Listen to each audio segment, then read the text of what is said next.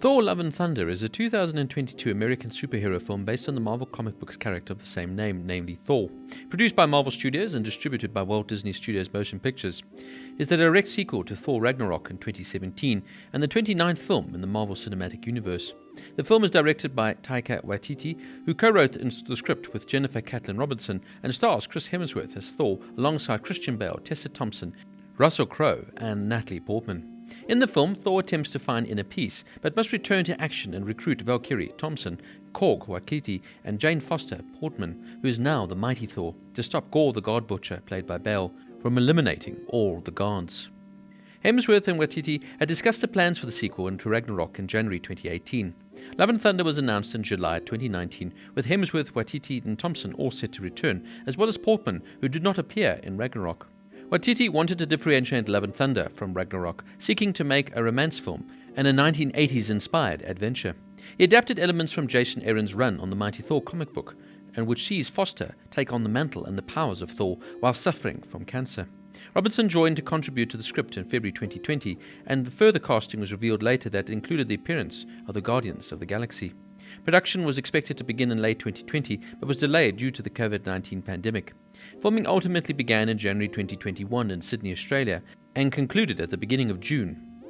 Thor Love and Thunder premiered at the El Capitan Theatre in Hollywood on June 23, 2022, and was released in the United States on July 8, 2022, as part of Phase 4 of the MCU.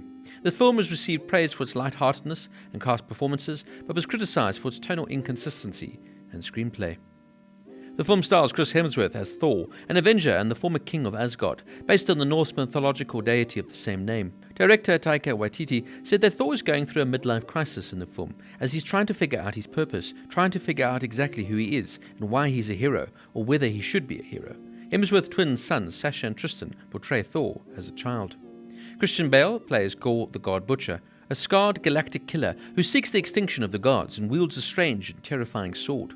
Waititi described Gorr as being very formidable and layered. Bell felt the character had a sort of Nosferatu-slight attitude and took inspiration from the Aphex Twin music video for Come to Daddy in 1997. Waititi opted to change Gorr's facial features in the film since his original look in the comics resembles Lord Voldemort from the Harry Potter film series. Tessa Thompson as Valkyrie, the king of the new Asgard based on the mythological being Brynhilde. Thompson and producer Kevin Feige said the character's bisexuality would be addressed in the film. Waititi said Valkyrie had to adjust to the bureaucratic aspects of ruling away from the battlefield, such as dealing with the infrastructures and economy of New Asgard and hosting delegates from other countries. Taika Waititi as Korg, the Krogan gladiator who befriends Thor.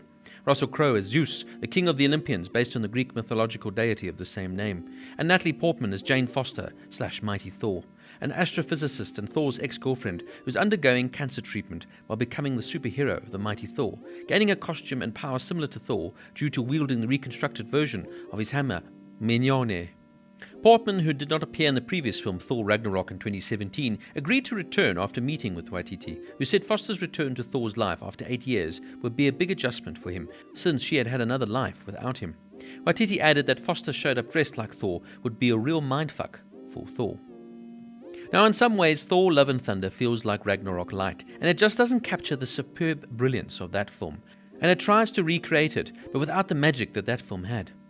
Overall, though, it offers a fast-paced fun to make its worthy addition to the MCU. It was nice to have Natalie Portman back in the role, even though her chemistry with Chris Hemsworth as Thor has never really been quite believable to me. For some reason, they've just never really made me believe that they're madly in love with each other in the movies. Although, in this one, her story arc is very interesting and very sad and hard-hitting, and played a lot on my emotions. It was definitely the heart and soul of the movie, and like I said, left you feeling somewhat sad at the end of it.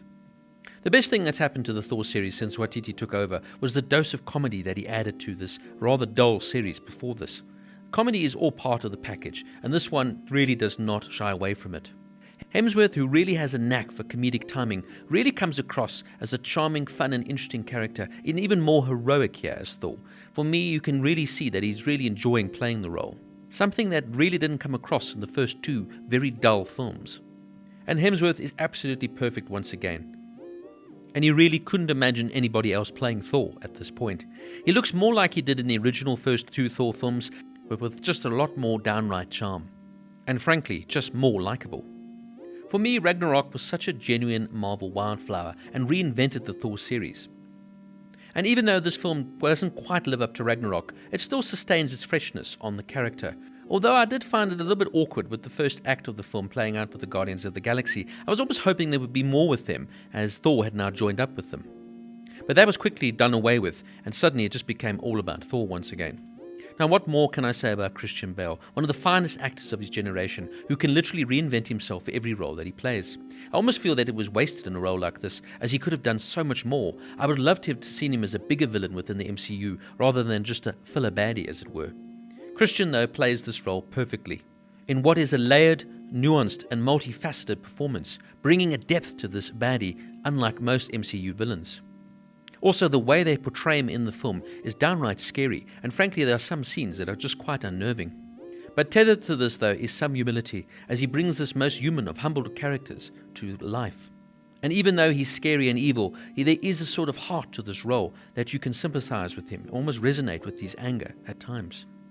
This is by far the most interesting and sympathetic Marvel adversary since Michael B. Jordan's Killmonger in The Black Panther. The film, though, however, does feel short and kind of rushed towards the end. And I do feel it acts up somewhat of more of a filler in the MCU universe rather than a major player. And unfortunately, with most of the MCU universe films released with the major characters post-Avengers Endgame, they feel somewhat directionless, as of course everything was building up to Avengers Endgame. It was the major crescendo of the MCU film series, and since then, these characters still sort of feel lost in time. Now, I absolutely loved Russell Crowe's take on Zeus, with his poorly attempted Greek accent, done of course on purpose. He brings the gravitas as one of the best actors around at this time, and therefore is perfectly cast as the mighty god Zeus.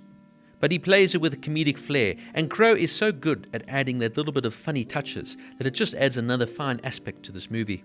I love the colourful visual aspects that Waititi brings, and what more can I say about the giant goats? Their eerie screams made me laugh every time. I just love this touch. I also love the addition of Guns N' Roses soundtrack to the film. It just really is wonderful to hear these fantastic songs again.